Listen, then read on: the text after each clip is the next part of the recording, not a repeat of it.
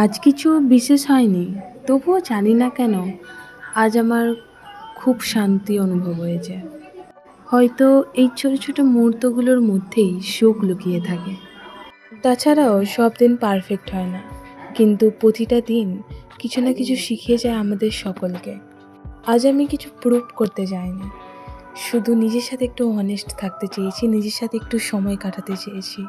এখন তো সবাই দৌড়চ্ছে, আর আমিও দৌড়ে চলেছি, কিন্তু আজ একটু থেমে দেখলাম জীবনটা কতটা সুন্দর। একটু চা আর একটু নীরবতা, কাজ, ক্লান্তি, হাসি আর একটুখানি শান্তি। এই আমার দিন। চারপাশে শব্দ ছিল, কিন্তু তাও ভিতরে একটা শান্তি খুঁজে পেয়েছি। আজ আমি অন্য কাউকে না, শুধু নিজেকে সময় দিয়েছি। হয়তো কিছু করিনি আজ, তবে এটা বুঝলাম যে নিজেকে সময় দেওয়া মানে লাক্সারি। বাই।